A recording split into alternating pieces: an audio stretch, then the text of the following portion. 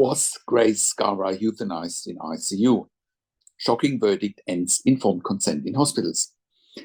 My name is Patrik Hutzel from intensivecare.com, where we instantly improve the lives for families in intensive care so that you can make informed decisions, have peace of mind, control, power, and influence so that your loved one always gets best care and treatment, and that you can influence decision making fast, even if you're not a doctor or a nurse in intensive care. So today's topic is, was Grace Schara euthanized in ICU? Shocking verdict ends informed consent in hospital. So some of you may have followed the Grace Schara case in Wisconsin in the United States. I've had Grace's dad on my podcast a while ago, Scott Schara.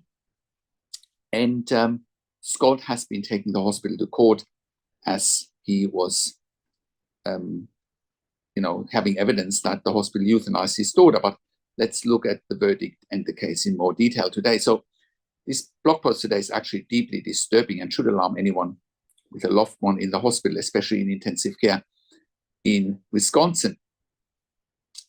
Scott Schara's daughter Grace died in a hospital ICU after being given a combination of lorazepam, precedent, morphine, midazolam, and fentanyl while on BiPAP.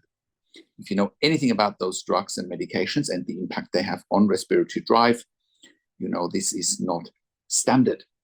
This drug combination, especially in a vulnerable patient on BiPAP, suppresses breathing to the point of death. So yes, the question must be asked, was this euthanasia? Now also, for anyone who's not familiar with the case, Grace Schara was 19 years of age, 19, right? So this is a teenager that was basically killed by the hospital system, and all evidence points towards it. Scott and his legal team took this case to trial in Wisconsin in the US. The trial lasted almost 3 weeks. The jury deliberated for only 15 minutes before ruling in favor of the defense, i.e. the hospital. Let that sink in. 15 minutes after 3 weeks of evidence, expert testimony, and argument. Scott's team had stronger witnesses, better experts, and most importantly, the truth on their side. But in the end, it didn't matter. Here's why the verdict is terrifying. The defense claimed implied consent by simply being in a hospital, right? They argued no informed consent is necessary for the medications to be given, even those that led to Grace's death. They stated that a DNI, a do not intubate, equals a DNR, do not resuscitate, which is absolutely incorrect and medically unethical. So let me explain that. A DNI, which stands for do not intubate, means that the patient may opt out of intubation and mechanical ventilation if they wanted to, right? But that doesn't rule out a DNR, which is a do not resuscitate. The two are somewhat related, but are also very different. Worst of all, their expert claimed that the doctor can place a DNR unilaterally, without consent, without a witness, without a signature, and without informing the family. No bracelet, no notification, nothing. This is a chilling precedent. If this verdict stands, then informed consent in hospitals is dead. Families are no longer part of the decision-making process, and doctors can make life-ending decisions without your knowledge or approval. That is exactly what we warn families about every day at intensivecare.com. Once your loved one is in ICU, you must assume control. You must question everything. And you must never blindly trust the system. As I always say, the ICU has its own agenda. It's up to you to protect your family member. Grace was given a cocktail of drugs known to suppress respiration. She was already vulnerable. There was no informed consent. Her father was removed from the room. Then she died. If that doesn't sound like euthanasia, then what does? And keep in mind, euthanasia is illegal, and euthanasia is the hastening of death, right? And those medications that I just mentioned, lorazepam, midazolam, fentanyl, morphine, precedent, they can hasten death if someone is not ventilated with a breathing tube.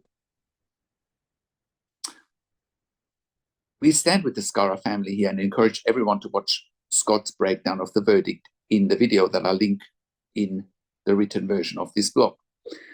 This case should shock the conscience of every ICU family advocate. We must not let this become the norm. Informed consent must be protected, family input must be respected, and unilateral DNR decisions by hospitals in Wisconsin must never be allowed.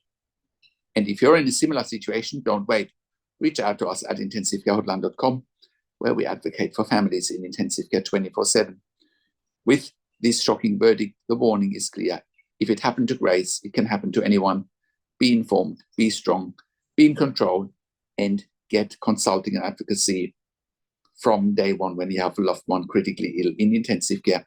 And most of all, get access to the medical record so you can actually see what's happening in real time. I have worked in critical care nursing for 25 years in 3 different countries, where I worked as a nurse manager for over 5 years in intensive care. And I've been consulting and advocating for families in intensive care since 2013 here at intensivecarehotline.com.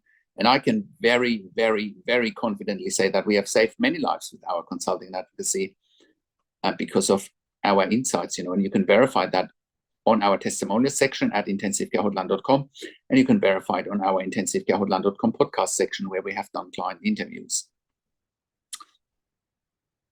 And because our advice is absolutely life-changing, right?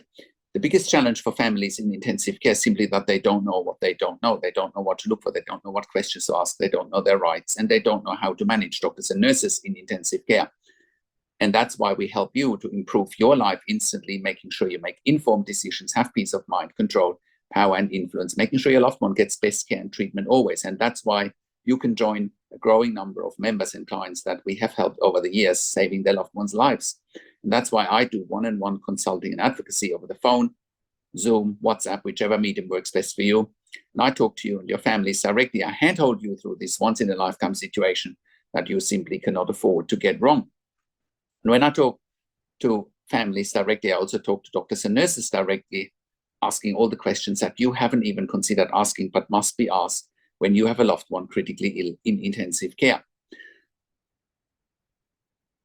I also represent you in family meetings with intensive care teams. We also do medical record reviews in real time so that you can get a second opinion in real time. We also do medical record reviews after intensive care. So if in case you have unanswered questions, if you need closure, or if you are suspecting medical negligence.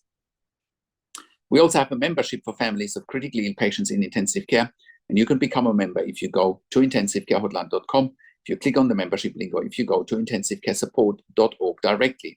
In the membership, you have access to me and my team 24 hours a day in a membership area and via email, and we answer all questions intensive care related.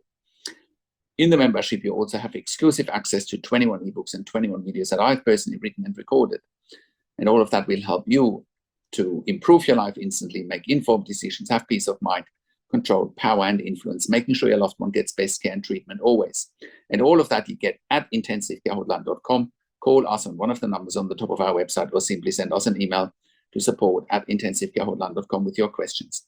And if you like my video, and if you like my videos, subscribe to my YouTube channel for regular updates for families in intensive care. Click the like button, click the notification bell, share the video with your friends and families, and comment below what you want to see next, what questions and insights you have from this video.